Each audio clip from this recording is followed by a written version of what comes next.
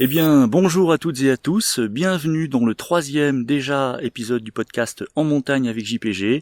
JPG, c'est toujours moi, je m'appelle Jean-Pierre Guillotot et je suis toujours accompagnateur en montagne.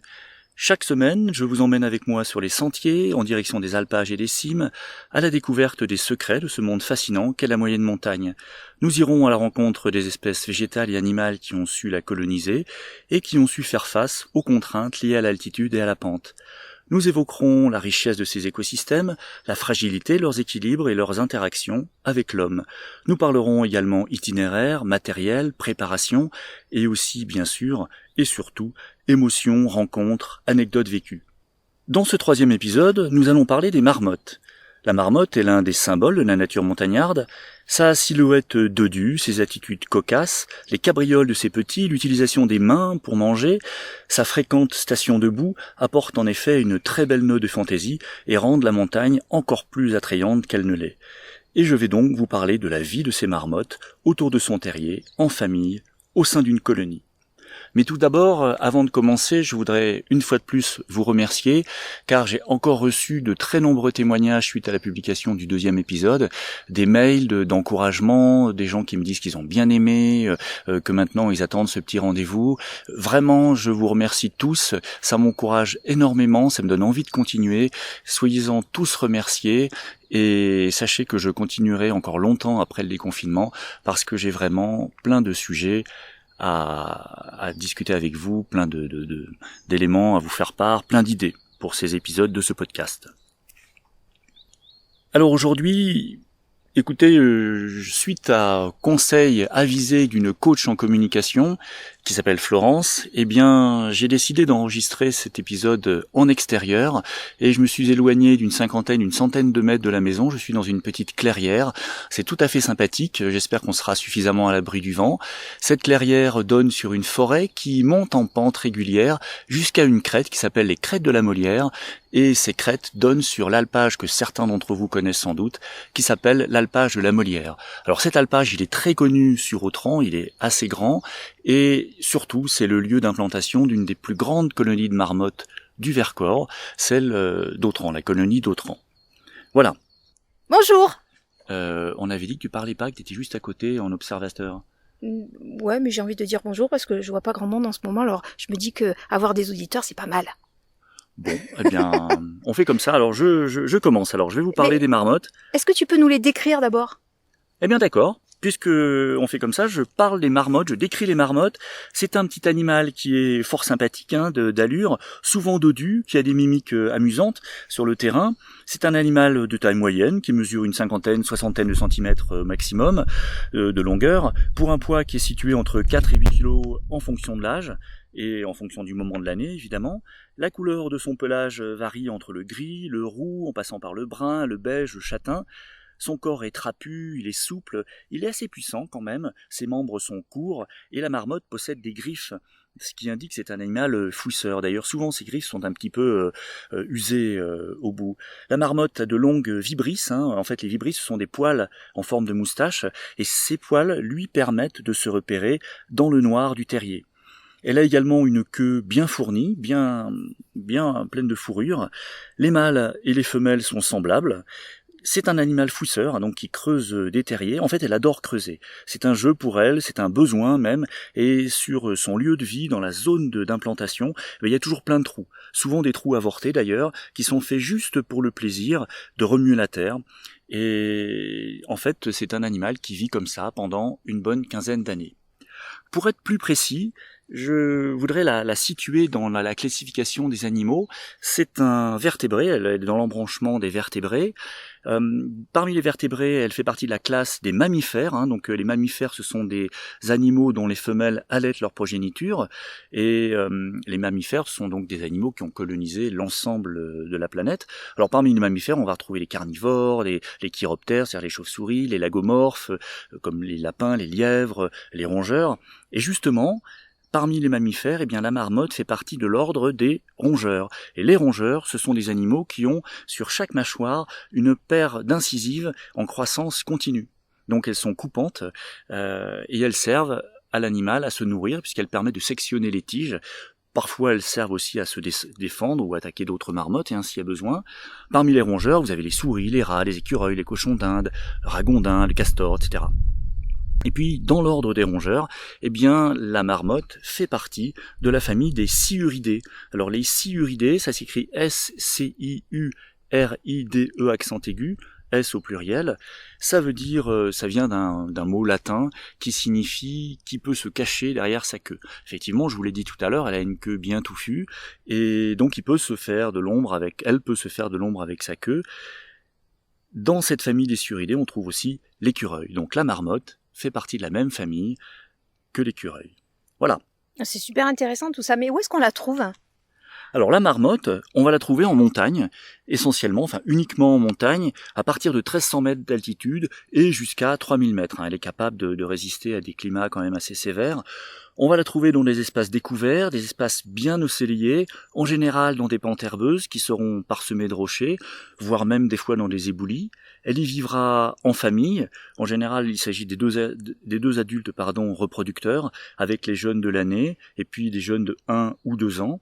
Ça représente en général entre 7 et 15 individus. Et puis tout ce petit monde partage le même terrier. Et ensuite, ces familles se regroupent en colonies. Et sa journée est organisée comment ? À partir du petit déjeuner, par exemple. C'est intéressant parce qu'une marmotte, c'est assez casanier et ça fait un peu toujours les mêmes choses. Prenons une belle journée ensoleillée. Ah bah oui. Ouais, comme aujourd'hui. D'accord ? Donc il fait beau. La marmotte sort de son terrier juste avant le lever du soleil. Il fait encore assez sombre. Elle va s'étirer, elle va renifler, elle va se gratter un peu partout. Elle va faire sa toilette, une minutieuse toilette, les chats n'ont rien à lui envier. Et puis elle va sortir de son terrier, de l'entrée de son terrier, et puis elle va aller faire de nombreuses salutations aux autres membres de la colonie. C'est très important, elle est assez sociale, ce petit animal. Et après, tout de suite après, elle va partir faire son premier repas. Ah, le petit déjeuner. Alors, le petit déjeuner, un des 2 repas de la journée en fait, on va plutôt parler d'un brunch. Alors, elle se nourrit essentiellement de plantes, de racines, de bulbes, de fleurs, et elle peut aussi manger des vers ou des insectes, des araignées, parfois des œufs. Il faut savoir que la marmotte ne boit pas d'eau, c'est-à-dire qu'il n'y a pas besoin de faire son nid à côté d'un torrent ou d'une mare ou d'un lac. L'eau qui est contenue dans les plantes, ou l'eau de la rosée du matin lui suffit amplement. Voilà. Un truc intéressant à savoir, c'est que la marmotte est sécotrophe. Qu'est-ce que ça veut dire sécotrophe ? Ça veut dire qu'elle va consommer 2 fois ses aliments, et que donc elle va consommer une partie de ses selles. Bonjour la laine, comme on dit. Il y a plusieurs autres espèces qui font ça, comme le lapin, le lièvre, les lièvres variables, d'autres petits rongeurs, la musaraigne aussi. L'idée est que les éléments qui sont pleins de fibres et de cellulose, c'est-à-dire les herbes, les foins, etc., vont parfois avoir du mal à être digérés par les enzymes intestinales de l'animal. Donc elles vont s'accumuler dans une partie de l'intestin qui s'appelle le sécom, où se trouvent là des bactéries, cette fois-ci, qui vont pouvoir prédigérer les aliments. Ça va macérer, ça va digérer, et puis ces aliments prédigérés, vont être relargués dans la fin de l'intestin et vont sortir sous la forme de petites masses molles entourées de mucus que la marmotte va récupérer immédiatement et va ingérer à nouveau, et que cette fois, elle pourra digérer complètement. Donc les enzymes digestives pourront cette fois-ci les traiter. Ça donne pas envie quand même. Alors c'est un peu bizarre, mais pour elle c'est essentiel. D'accord. Et c'est intéressant pour elle parce que c'est essentiel et ça lui permet de récupérer notamment de nombreuses vitamines et absolument tous les nutriments qui sont contenus dans ces aliments. D'accord. Voilà pour la sécotrophie. Alors après ce repas parfois un peu bizarre, en fin de matinée arrive le temps de la sieste, au soleil pour les adultes. Le meilleur moment de la journée en fait. Ah ben alors, pour elle, sans aucun doute. C'est un Pour moi bon aussi, moment pour les observer. Peut-être que tu es un peu marmotte finalement. Ah mais peut-être. Peut-être, Ah à oui, voir. c'est mon côté marmotte, ouais, c'est ça. Alors si les adultes, eux font la sieste, les petits vont se mettre à jouer, ils vont commencer à faire des cabrioles. Alors c'est trop mignon à voir parce que ils jouent, ils s'attaquent, ils se font des embuscades, ils sautent sur leurs parents, c'est absolument mignon. Parfois même ils s'éloignent un peu, alors à ce moment-là la mère va foncer dessus, il va les ramener. Et vous savez, un peu comme les chats font avec leurs petits, en les prenant avec les dents et par la peau qui est sur le dessus du cou. Et donc elle ramène vers le terrier. Et puis après tous ces jeux, siestes, jeux, eh bien vers midi, il se met vraiment à faire trop chaud. Et à ce moment-là, toutes les marmottes rentrent dormir au frais dans leur terrier. Elles y font la sieste, et puis elles en sortent de nouveau en milieu d'après-midi pour prendre un deuxième repas. Voilà, donc un espèce de goûter amélioré. Et après, eh bien la journée se termine, et avant le coucher du soleil, toute la colonie, toute la famille saura rentrer au terrier. Il faut savoir que la marmotte est un des rares mammifères qui aime vraiment le soleil. Alors souvent, les mammifères, ils sortent tôt le matin, ou ils sortent à la tombée de la nuit, parfois ils vivent la nuit, mais elle, la marmotte, elle aime le soleil, et du coup, elle est exclusivement diurne. Elle ne sort jamais la nuit. Et il faut même savoir que, en cas de mauvais temps, eh bien, elle va rester au terrier. Du coup, elle ne connaît la montagne que sous le soleil, avec une abondance de nourriture, de fleurs, d'herbes, et c'est sans doute d'ailleurs une des raisons de son bon caractère et de sa bonhomie. En tout cas, elle est, comme je disais tout à l'heure, très casanière, très routinière, elle se déplace peu, elle vit sa vie sur le même territoire, et en particulier, elle aura tendance à suivre toujours un peu le même itinéraire pour se déplacer d'un trou à l'autre ou d'un trou à son endroit de nourriture, et donc à laisser des sillons, des petits sentiers qui sont assez visibles dans l'herbe. Alors ça, c'était valable pour la vie d'une journée d'une marmotte, mais qu'est-ce qu'elle fait durant toute l'année ? Alors, c'est très intéressant. Là, en ce Merci. moment, nous sommes au moment de la sortie de l'hibernation. En fait, elles viennent de sortir il y a 15 jours, mi-avril, de leur hibernation. Qu'est-ce qui déclenche le réveil de la marmotte ? Eh bien, on ne sait pas encore. Pas vraiment complètement, en fait. Probablement, il y a plusieurs facteurs qui sont en jeu, comme d'abord le taux de graisse dans le sang, qui doit diminuer, et qui diminue trop fortement après la fin de l'hiver, et du coup, ça va déclencher le réveil de façon naturelle. Ça peut être aussi une hormone qui aurait une variation saisonnière, et qui serait maximale au moment de l'entrée dans l'hibernation, à la fin de l'automne, et dont le taux, là encore, diminuerait au cours de l'hiver, et serait à son niveau maximal, à la fin de l'hiver, au moment où il faut qu'elle sorte de l'hibernation. Une fois qu'elle sort, eh bien, elle va retirer le bouchon, enfin pour sortir, elle va retirer le bouchon qui fermait son terrier, et puis elle va sortir. Alors elles seront toutes faibles encore, hein, toutes tremblantes, toutes malingres, pas belles à voir. Il y a encore souvent de la neige, hein, mi-avril, fin avril, même à fortiori à 2000-2500 mètres d'altitude. Donc elles vont se balader un peu dans la neige, chercher un peu de nourriture. En fait, elles vont attendre un peu avant de se nourrir, probablement une petite semaine. Bon, et l'amour dans tout ça, hein ? Elle a un petit copain, elle a plusieurs amoureux. Comment ça se passe ? Elle fait des petits. C'est quoi l'histoire ? Raconte. Alors non, hein, les marmottes, elles vivent en famille, les couples sont formés. Ah oui, la reproduction, ah oui, c'est sérieux. La reproduction va commencer rapidement. Alors, quand il y a des couples qui vont se former, c'est-à-dire qu'il y a des célibataires, effectivement, il y a des petites joutes amoureuses qui sont beaucoup moins impressionnantes que celles des chamois ou des bouquetins ou des tétralyres. Là, c'est simplement des petits câlins, des petits bisous, museau contre museau. Et puis, la reproduction va se faire assez rapidement, probablement 8 à 15 jours après la sortie de l'hibernation, et l'accouplement se fait dans le terrier, à l'abri. Ils sont très discrets, ces petits dans le noir. animaux. Alors dans le noir, il n'y a pas l'électricité, ils sont cachés dans le noir. Il faut savoir qu'une femelle ne va faire des petits que 1 an sur 2, d'accord ? Ah oui. Tout simplement parce que c'est fatigant pour elle, comme pour tout mammifère, oui. Faire des petits c'est fatigant, et une marmotte dans son année, il va falloir qu'elle allaite les petits, qu'elle les surveille, qu'elle les éduque, et en même temps il va falloir qu'elle s'occupe d'elles pour s'engraisser pendant toute l'année, et pour pouvoir être au point quand l'hiver arrivera pour hiberner de nouveau. Donc si elle faisait ça chaque année, probablement elle s'affaiblirait trop vite. C'est la raison pour laquelle elles ne font des petits qu'1 an sur 2, pour permettre les années où elles ne font pas de petits de reprendre la forme complètement. En général, c'est entre 2 et 6 petits qui naissent 5 semaines après l'accouplement. Quand ils naissent, ils sont tout petits, ils sont tout nus, tout aveugles, ils sont tout roses. Comme les chiots en fait. Plutôt comme des souris, je dirais. Ils ne pèsent qu'une 30aine de grammes, alors c'est vraiment rien du tout. Et puis rapidement, en une 15aine de jours, ils se couvrent de pelage, ils grossissent assez vite, et petit à petit, ils vont pointer leur museau à la sortie du terrier, à peu près au bout d'1 mois. Oh, c'est mignon. Donc ils sont un peu évidemment tout peureux, ils découvrent le monde, ils découvrent la lumière, ils découvrent les odeurs. Pour eux, ça doit être incroyable de découvrir ce monde.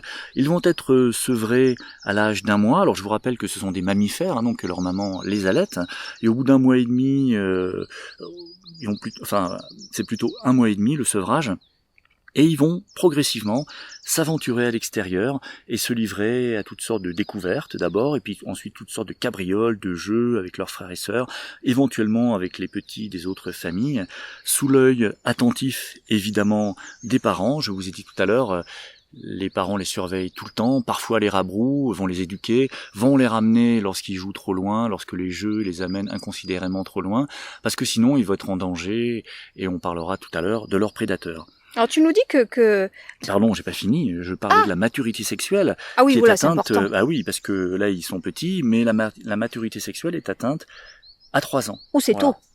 C'est assez tôt, oui, à 3 ans. Wow. Mais alors, sachant qu'ils vont vivre une quinzaine d'années, donc si on fait le ratio, finalement ça correspond à peu près à l'espèce humaine, on va dire. Oui, pardon, excuse-moi, je t'ai coupé. Donc, on a bien compris qu'elle faisait des bisous et des petits dans son terrier. Mais alors, parle-nous un peu de sa petite maison. Sa petite maison, le terrier, eh bien, c'est vraiment l'élément central de la vie de la marmotte. En fait, elle ne s'en éloigne guère, Au total, en tenant compte à la fois des mois d'hibernation, des nuits qu'elle y passe et de toutes les périodes de mauvais temps où elle va rester confinée à l'intérieur, confinée c'est décidément un mot à la mode, eh bien la marmotte va passer à peu près 80% de son temps de vie dans son terrier. C'est dire si c'est vraiment un animal de terrier. C'est un terrier avec plusieurs entrées. Les différentes entrées sont en général orientées au sud. Et c'est bien le sud. Pas bête. Pas bête. Très bien le Donc, sud. Ce sont des entrées qui vont donner sur des galeries, parfois assez longues. Certaines peuvent atteindre jusqu'à 20 mètres de long. Alors pas 20 mètres de profondeur, 20 mètres de long, puisque elles sont souvent dans la pente, donc elles vont creuser un peu horizontalement. Et ces galeries vont aboutir à une chambre de repos, garnie de foin, bien confortable, bien douillette, dont le foin est changé régulièrement. C'est du foin qui sert juste pour la litière, elle n'accumule pas de nourriture en réserve dans son terrier. Et plus loin, eh bien, on trouvera une petite salle pour les crottes, car la marmotte est très propre. Alors tout à l'heure, je vous parlais de sécotrophie, donc elle mangeait ses premières crottes, mais par contre les deuxièmes, une fois qu'elles sont bien digérées, bien sèches, elle laisse soit dans la nature, soit dans la petite salle au fond de son terrier. Très organisée la marmotte. Ah oui, très organisée et très propre. Donc ce terrier, c'est un lieu de vie, un lieu de sommeil, un lieu de reproduction, on l'a vu tout à l'heure, mais c'est aussi un refuge en cas d'attaque de prédateurs. Et évidemment, à la moindre alerte, on verra tout à l'heure le sifflement, eh bien les marmottes se précipitent à l'intérieur. Et si jamais elle doit s'éloigner de son terrier un peu trop pour chercher de la nourriture, elle aura pris soin de creuser tout un tas de petits tubes, des mini-tubes, qu'on va appeler des tubes de fuite tout autour, et dans lesquels elle pourra se précipiter si jamais un renard ou un aigle était signalé. Voilà. Et la marmotte, elle mue, elle perd sa peau comme les serpents ou quoi? Elle perd pas sa peau, elle risque sa peau éventuellement quand il y a des hommes ou des prédateurs, mais en effet elle va faire une mue et leur pelage va subir une mue au cours de l'été qui va la doter petit à petit. Alors c'est pas une mue vraiment rapide, ça dure un petit peu longtemps pendant plusieurs semaines et ça aboutit à la doter d'un pelage qui est assez doux, qui est assez solide et qui d'ailleurs jadis était recherché et ce qui a causé sa chasse pour en faire des gilets, des manteaux. Parlons de l'hibernation maintenant, puisque cette mue est destinée à lui donner un pelage quand même un peu résistant, un peu plus chaud. Donc l'hibernation, ça c'est intéressant, la marmotte est évidemment très connue pour ce phénomène. C'est un phénomène qui permet d'économiser un maximum d'énergie pendant les saisons durant lesquelles la nourriture vient à manquer. Vous imaginez qu'entre 1300 mètres et a fortiori jusqu'à 3000 mètres, l'hiver il y a énormément de neige, il y a plusieurs mètres de neige, ça serait très difficile de trouver de la nourriture. Donc soit elle migre, soit elle accepte d'endurer et de risquer, soit elle va dormir et elle se met au fond. Donc c'est ce qu'elle a choisi. Donc au mois de septembre, les marmottes vont s'alimenter en permanence pour constituer des réserves de graisse. Il s'agit de graisse brune, qui sera un véritable carburant pour maintenir un métabolisme basal. Ça sera l'énergie dont le corps va se servir, puisque pendant plusieurs mois d'affilée, à peu près 5 mois, la marmotte ne se nourrira pas du tout. La plupart du temps, le terrier d'hibernation est différent du terrier de vie, et ce terrier d'hibernation est situé un peu en contrebas, et donc c'est à la mi-septembre qu'elle va s'affairer à le préparer. Alors ça m'amène à penser à une petite remarque que m'avait fait un enfant lorsque j'avais amené un groupe de petits visiter des marmottes, enfin voir des marmottes, et un petit m'avait dit, mais monsieur, alors attendez, vous dites qu'elle grossit, qu'elle prend de la graisse, mais alors comment elle va faire pour entrer dans son terrier s'il peut plus y rentrer? C'est pas faux. C'est drôle. Ah ben Donc, oui. évidemment, plus elle grossit, Régime. plus ça sera difficile, mais le terrier, je vous rassure, est largement prévu pour pouvoir lui permettre Pour les l'entrée. dodus. Donc il y a pas de souci, c'est un terrier spécial dodu, même si à la fin de l'été elles paraissent particulièrement grasses.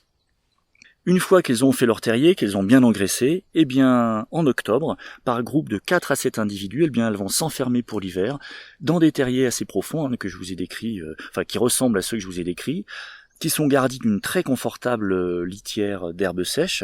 Elles vont faire un bouchon d'herbes mêlées à de la terre à l'entrée pour pas qu'on puisse les déranger, et elles vont s'endormir l'une les unes contre les autres, la tête sous la queue. Je vous rappelle, ce sont des sciuridés. Et elles vont se retrouver dans un profond sommeil. Alors plus qu'un sommeil, il s'agit carrément d'un coma, puisque leurs fonctions vitales vont véritablement ralentir. Alors leur température va passer de 39 degrés en routine lorsqu'elle est en plein été, à moins de 10 degrés, probablement entre 6 et 8 degrés. Leur rythme cardiaque va descendre, il est à 200 pulsations minutes normalement, il va descendre à 30 pulsations par minute, vous vous rendez compte, c'est une sacrée diminution. Et puis elles ne vont plus respirer que 1 à 2 fois par minute. Donc, c'est vraiment un état léthargique. Le cerveau travaille à minima et il assure juste les fonctions automatiques pour permettre les battements du cœur, et encore ce que j'ai dit, vraiment une respiration minimale et le maintien d'une température minimale. Et puis, à la mi-avril, avec le phénomène que je vous ai décrit, probablement diminution de la graisse, diminution d'une certaine hormone d'hibernation, eh bien, elles vont se réveiller progressivement, se mettre à déboucher le terrier, et puis, encore engourdies, elles vont attendre une petite semaine, la remise en route de leur système digestif, avant d'aller chercher leur première nourriture parmi les plaques de neige encore présentes. Oh là là, moi j'aimerais bien savoir si elle rêve en fait. Alors ça, j'en sais rien du tout. Est-ce qu'il y a un freudien pour les marmottes? Tu parles d'hibernation, mais l'autre fois je t'ai entendu parler d'hivernation. Alors, c'est quoi ce qui se passe là? C'est quoi la différence? Ça, c'est intéressant à une lettre près. Alors, l'hibernation, c'est pour les marmottes et l'hivernation, c'est pour les ours, si vous pouvez retenir ça. Donc, en fait, l'hibernation, c'est exactement ce que je viens de décrire. C'était vraiment un coma, une perte de contrôle, une perte de sensibilité à cause du cerveau. Il y a d'autres hibernants en France, il n'y en a pas tant que ça. Vous avez le loir, le laireau, vous avez le muscardin, ce sont d'autres petits rongeurs. Le hérisson, également, est un hibernant. Et puis, il y a certaines chauves-souris qui hibernent. Il y a un autre phénomène qu'on appelle l'hivernation, cette fois-ci avec un V, c'est le cas des ours. Alors souvent on dit que l'ours hiberne, ce n'est pas vrai, l'ours hiverne. Alors hiverner dans le sens commun des choses, ça veut dire passer l'hiver bien sûr, mais physiologiquement pour les animaux, c'est un autre état qui permet aussi de passer l'hiver en diminuant la consommation d'énergie, mais la léthargie est beaucoup moins importante, le cerveau reste actif, et en particulier la température ne baisse pas. Donc, comme il va dormir plusieurs semaines de suite, il n'y a pas de consommation de nourriture à part celle de graisse accumulée, mais comme la température est maintenue, l'ours en particulier peut se réveiller, sortir se dégourdir, se nourrir un petit peu, faire un petit pipi, une petite crotte par-ci par-là, et revenir se réendormir à nouveau pour quelques semaines. Et puis il y a un autre phénomène qui s'appelle la somnolence. Alors la somnolence, eh bien, ça c'est le phénomène, on connaît bien la somnolence des enfants au fond de la classe, à côté du radiateur, Mais évidemment. oui. Et la somnolence chez les élèves, au fond, c'est pour rester en forme, pour être au maximum de leur forme au moment de la récréation. Ouais, ne l'écoutez pas. Eh bien, ne l'écoutez pas les enfants. On a bien Alors, dit que c'était pas un podcast pour enfants, c'est pas pour rien. D'ailleurs. La somnolence, mais ça touche certains oiseaux qui peuvent se mettre, quand les conditions sont mauvaises, soit se laisser un peu recouvrir par la neige et puis somnoler, c'est le cas du tétralyre, soit certains oiseaux qui vont se mettre sur une branche et puis ils vont pas vraiment s'endormir, mais entrer en espèce de léthargie tranquille et les plumes complètement gonflées. Toujours pareil pour essayer de dépenser le moins possible d'énergie. Quel talent ce Guillotot! J'en apprends plein de choses. C'est super. Je me régale. Merci. Alors dis-moi, en tant que soprano léger, moi je suis jalouse. Parce que la marmotte, elle fait quoi?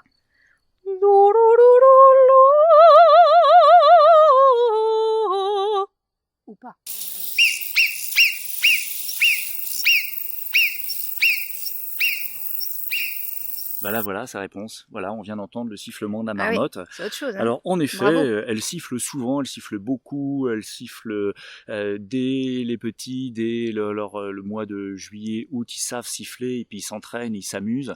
Elles aiment beaucoup s'appeler, s'interpeller et puis pour nous ça rend les balades sympathiques, hein. Ah oui. Ça s'entend à plus d'1 kilomètre, ça résonne. Mais pour elles, c'est aussi évidemment une façon de se prévenir parce que bien la marmotte, on a dit tout à l'heure qu'elle risquait sa peau, elle a des prédateurs et donc elle doit, celle qui voit arriver un prédateur, prévient immédiatement les autres en sifflant de la sorte et à ce moment-là tout le monde va se cacher.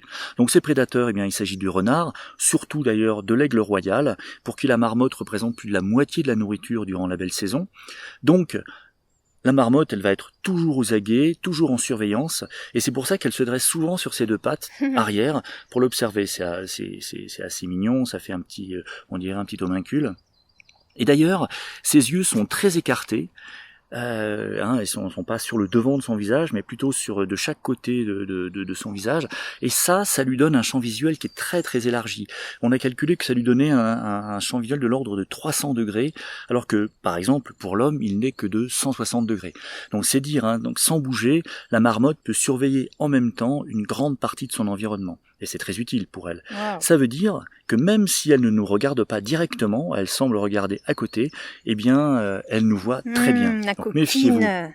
Il y a toujours un ou plusieurs individus en vigie.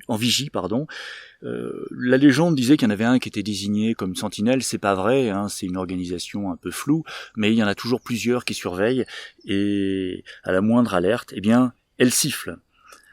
Ce signal d'alarme, c'est en fait un cri strident, aigu, il porte à plus d'1 kilomètre, c'est évidemment l'un des sons les plus caractéristiques de la montagne. Si le danger est éloigné ou alors terrestre, comme un renard en approche, un chien ou un homme, le cri est repris plusieurs fois, et elles vont se cacher, ou en tout cas elles vont être aux aguets et observer, arrêter les activités qu'elles faisaient. S'il s'agit d'un aigle royal, qui est, je vous le rappelle, le principal prédateur de la marmotte, alors le cri est unique, violent, et la montagne va se vider instantanément de tout le monde par au terrier. Alors ça c'est intéressant, hein. Quand on entend les sifflements dans la marmotte, qu'est-ce qu'on fait quand on redonne? On cherche à voir où elles sont et on regarde autour de nous.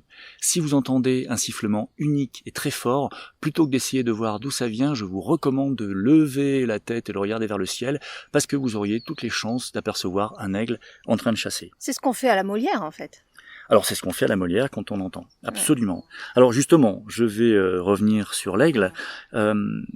Contrairement à ce qui est dit ça et là, l'aigle ne chasse pas en planant à très haute altitude et en plongeant ensuite sur ses proies tel Superman, les proies qu'il aurait repérées de très très haut. En fait, il plane au contraire à une faible hauteur de façon à pouvoir attraper sa proie par surprise. Il va remonter un peu le vent et il va essayer de les surprendre. Mais le fait que les marmottes soient quand même assez vigilantes fait que seulement 20% des attaques sont couronnées de succès. Même si... Pas si bête, la bête. Et oui, même si ça paraît un peu sévère quand même, l'aigle est en fait un régulateur qui va maintenir une pression de sélection sur une population, car il va attraper surtout les individus malades, les individus inadaptés, ceux qui sont blessés, etc. Voilà. Donc ça permet de maintenir une certaine jeunesse, un certain dynamisme dans la population. Et puis ensuite, il faut pas s'inquiéter, l'aigle sait parfaitement gérer son cheptel, si j'ose dire, et il va pas attraper toutes les marmottes sur un alpage. La marmotte a eu un autre prédateur, beaucoup plus féroce celui-là, il s'agit de l'homme. Ah bon ? Parce que en effet, elle a été piégée, déterrée, attrapée pour sa fourrure, et pour sa graisse, parce que on en fait des pommades, des onguents pour les articulations, c'était très à la mode pendant un moment. Ça se fait toujours d'ailleurs, hein, si on va chercher sur internet graisse à marmotte, eh bien on peut toujours en trouver. Elle était chassée pour sa viande, évidemment. Mais c'est terminé ça. Tout ça est terminé et elle ne peut être chassée que quelques jours par an dans quelques rares endroits. Voilà. Donc du coup, si à la fin des glaciations du Quaternaire, on l'a trouvée dans des régions de plaine, donc elle était très très loin des montagnes, on l'a retrouvée des ossements dans des régions de plaine, dans l'Oise par exemple, ou sur les bords de Seine. Et comme elle a été trop chassée, repoussée, eh bien elle s'était réfugiée en montagne, et au fur et à mesure elle avait même disparu de plusieurs massifs. Elle a été ensuite réintroduite en 1948, d'abord dans les Pyrénées, en 1964 dans le Massif central, et puis en 1974 dans le Vercors, dans les Quatre Montagnes, et c'est la colonie dont je vous parlais tout à l'heure, la colonie d'Autran. Et ces réintroductions ont permis le retour. Là encore, vous voyez l'effet des réintroductions et l'effet en cascade, elles ont permis le retour de son prédateur, l'aigle royal, qui avait disparu lui aussi. Donc là, on est en plein dans la notion des équilibres, et on y reviendra plusieurs fois dans les épisodes qui viendront plus tard, parce que pour moi c'est quelque chose d'important. Les équilibres dans un écosystème entre les espèces, entre les prédateurs et les prédatés, entre les prédateurs et les proies. Et en général, quand on laisse faire, eh bien, l'équilibre proie-prédateur naturel se passe très bien et les populations respectives sont très dynamiques. Il n'y a que l'homme qui soit capable d'affaiblir des populations, voire d'entraîner carrément une disparition de certains territoires. Donc vous voyez, l'homme peut être capable du pire, mais il peut aussi être capable du meilleur, car il a mis en place des réintroductions, il a mis en place des protections, comme des parcs naturels, des réserves. Au fait, je voudrais revenir sur le mot plantigrade, parce que tu en avais parlé dans ton dernier podcast. J'avoue, alors ne vous moquez pas, parce que je sais que certains d'entre vous pensent comme moi, j'avoue que je croyais que ces animaux-là mangeaient des plantes. Je suis bête ou pas? Alors, pas du tout pour les deux, c'est-à-dire pas du tout manger des plantes et pas du tout tu n'es pas bête. Ah, merci. Il n'y a pas de souci. Merci. Un animal qui est plantigrade, c'est un animal qui marche sur la plante de ses pieds et de ses mains quand il marche à quatre pattes. Donc il met la plante des pieds complète. Alors il y a d'autres plantigrades, les ours, les animaux de la famille des mustélidés. Les mustélidés, c'est l'hermine, la belette, la fouine, la martre, le blaireau, et puis bien sûr l'homme. L'homme, nous sommes des plantigrades. Tant que je suis à parler de la façon dont marchent les animaux, c'est très simple, vous avez trois façons de poser la patte pour un animal. Le premier, on vient de le voir, c'est les plantigrades. Ensuite, vous avez une autre façon, c'est les animaux qui marchent sur leurs doigts, les bouts de leurs doigts, on appelle ça des digitigrades. Et les digitigrades, eh bien tout simplement, c'est le renard, le chien, le loup.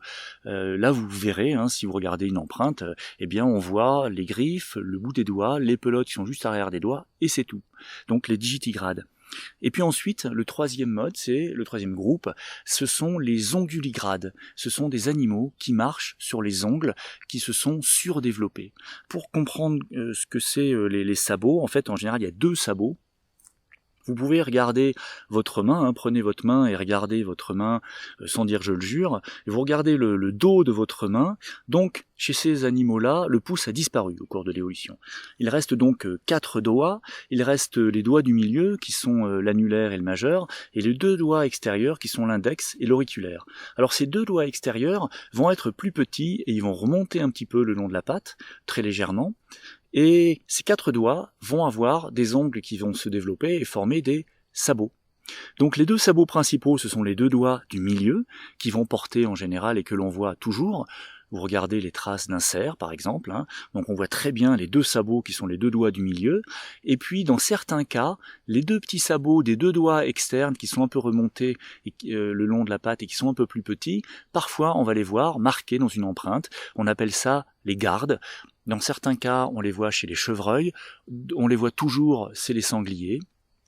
Donc, les onguligrades, ce sont les cerfs, les chamois, les bouquetins, les chevreuils, les sangliers, les daims, etc. Moi, je suis assez friande d'anecdotes, de légendes, de petites histoires. Il y en a sur les marmottes? Alors, il y en a une que j'aime bien raconter, qui est... Mais t'es sûr? Eh ben oui, que j'aime bien raconter. C'est l'histoire, ça se passe au Moyen-Âge, par là, dans l'ancien temps.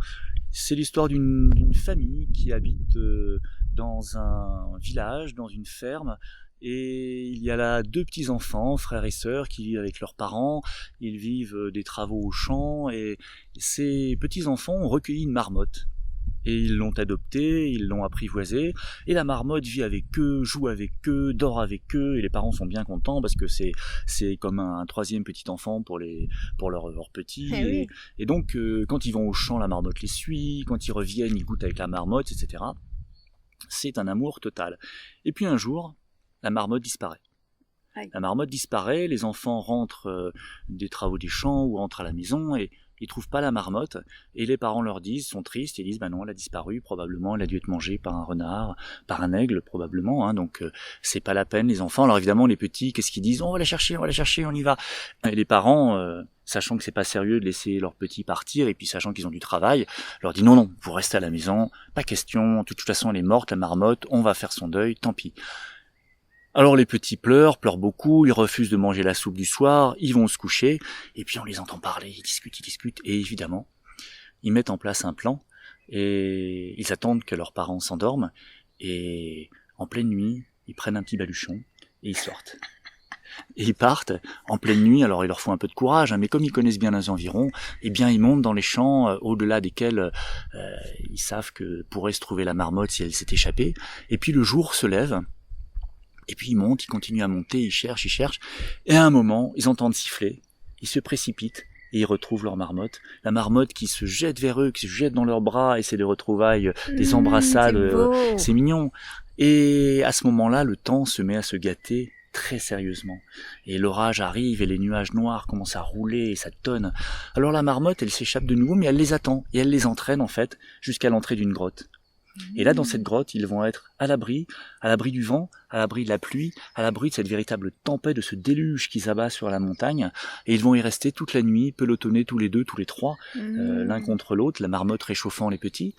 Et puis, le lendemain matin, eh bien, le soleil brille à nouveau, les nuages sont partis, ça commence à sécher, il y a des fumerolles un petit peu qui s'élèvent, l'évaporation de l'eau, et ils décident de revenir à leur village. Alors ils prennent leur marmotte dans les bras, et ils redescendent pour annoncer la joyeuse nouvelle à leurs parents.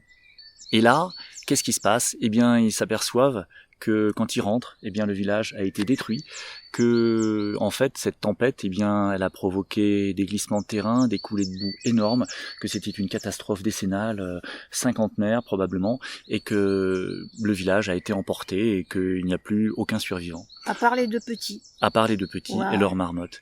Et donc, la marmotte a carrément sauvé les enfants, puisque c'est grâce à elle qu'ils sont partis, qu'ils ont échappé à cette énorme tempête. Ils ont été recueillis, puis après ils ont grandi, ils sont revenus sur le lieu où ils avaient grandi, ils ont refondé une ferme et le village est né à nouveau grâce à ça. Et ces petits, puisqu'ils ont été sauvés par une marmotte, eh bien on les appelle maintenant des marmots. Wow. C'est de là que vient l'origine, les marmots. Donc si vous avez des marmots, pensez que ça vient des marmottes. Alors moi, ça m'est arrivé une histoire comme ça où je pense qu'effectivement les marmottes ont protégé des marmots que j'avais accompagnés en montagne, parce que l'été, je fais plusieurs fois avec des petites familles ou avec des petits groupes d'enfants des visites de la colonie de marmottes d'Autran. En général, on se retrouve vers 8h, 15h, 8h30 au parking là-haut, et puis on va marcher une petite demi-heure, et là on va les observer, et si vous vous rappelez ce que je vous ai raconté, qu'est-ce qu'elles font les marmottes à cette heure-là? Elles dorment. Non.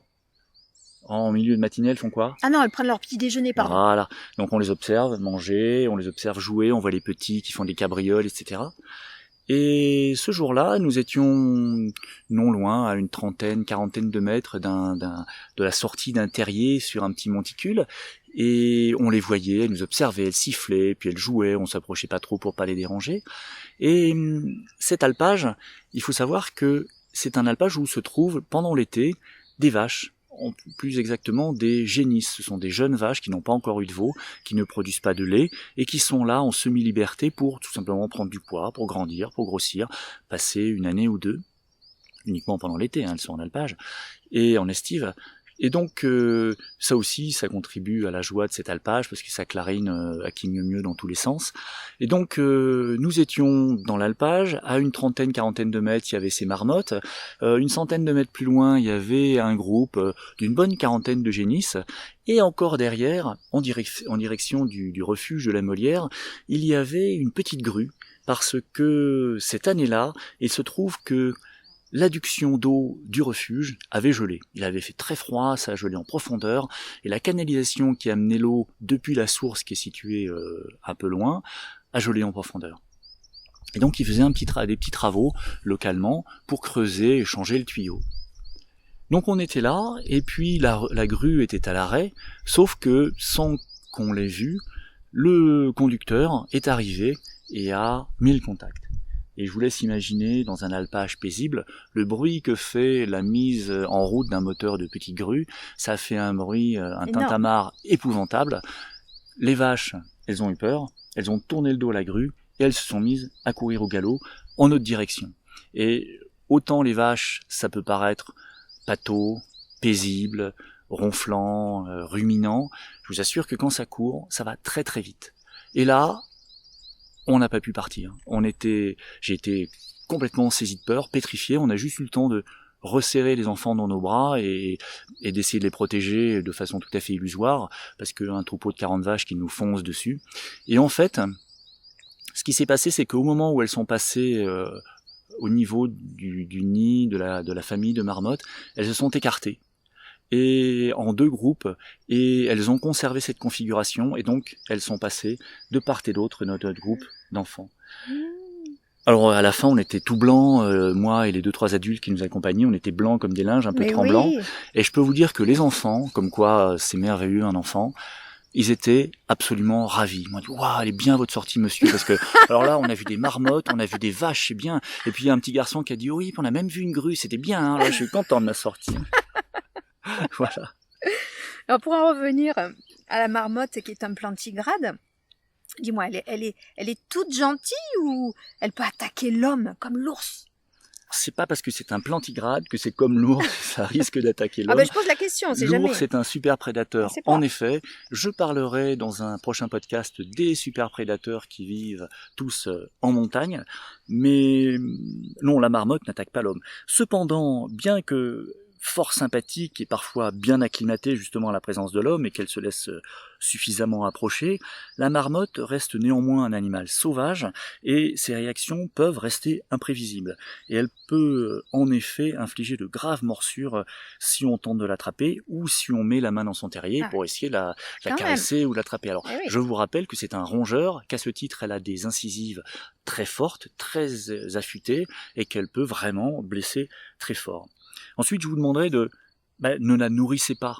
C'est pas parce qu'on voit ces petits animaux, souvent des gens me disent oh ben c'est pas grave. Alors soit les arguments c'est oh ben c'est biodégradable, ou alors ben il y a bien des animaux qui vont les manger. Alors non, les marmottes ne sont pas faites pour manger des croûtes de fromage, elles ne sont pas faites pour manger des petits beurres bretons ou un trognon de pomme. Et puis il m'est arrivé une fois d'en voir une manger un sac plastique. Alors j'imagine que ce sac plastique devait avoir une bonne odeur à l'intérieur, qui devait contenir des miettes. Alors donc on l'a fait fuir et puis on a récupéré le sac. Mais donc de grâce, ne laissez rien traîner quand vous partez et surtout en présence d'animaux sauvages comme ces jolies petites marmottes. Voilà, j'espère que maintenant que c'est terminé, j'espère que vous garderez un bon souvenir de cette immersion au milieu de nos amis les marmottes. Si vous souhaitez des compléments d'information, je vous recommande vivement l'excellent livre de Bernard Ficheser. Ficheser, ça s'écrit F-I-S-C-H-E-2-S-E-R. Bernard Ficheser, et le titre de son livre c'est La vie de la montagne, rien que ça, aux éditions de La Martinière. C'est un ouvrage très complet, c'est un ouvrage de référence et je vous le recommande. Je vous remercie d'être resté une fois de plus avec moi, enfin avec nous. Merci à vous. C'était une première et j'ai beaucoup apprécié. Merci pour votre écoute. C'était ils très ont sympa. Une qualité d'écoute extraordinaire. Ah, on les entend pas, Non, on les entend pas, ils sont là. Alors, si ces podcasts vous plaisent, eh bien, pensez à vous abonner sur les plateformes respectives que vous pouvez avoir, éventuellement à noter les épisodes. Je vous rappelle que vous trouverez mon site internet en tapant l'adresse www.jpgmontagne.com. Vous y trouverez toutes mes propositions de séjour en montagne, séjour à pied, à raquettes, en marche nordique également. Et vous pourrez même vous inscrire, si vous le souhaitez, à ma newsletter pour être informé régulièrement de mes activités. La semaine prochaine, je vous parlerai d'une pratique sportive qui m'est chère, que je pratique avec passion depuis longtemps. Elle est de plus en plus populaire, il y a de plus en plus de pratiquants et de clubs. Elle se pratique avec des bâtons. Il s'agit évidemment de la marche nordique. Ah, je pourrais prendre un cours ou pas? Allez, chicha. D'accord. Allez, génial. Un cours en direct. Génial. Je vous parlerai notamment de ses bienfaits. Les bienfaits de la marche nordique qui sont nombreux, qui sont bien réels, qui sont bien documentés. Je vous montrerai qu'on peut la pratiquer en montagne, à condition de bien choisir son terrain, et je vous convaincrai, j'espère, qu'il s'agit là d'un sport révolutionnaire. Alors, Rien que ça. venez tous écoutez tous, avec vos bâtons en main. C'est important. Eh bien écoutez, en attendant de faire la révolution avec vous la semaine prochaine, je vous souhaite justement une très bonne semaine, et je vous dis à bientôt. Au revoir!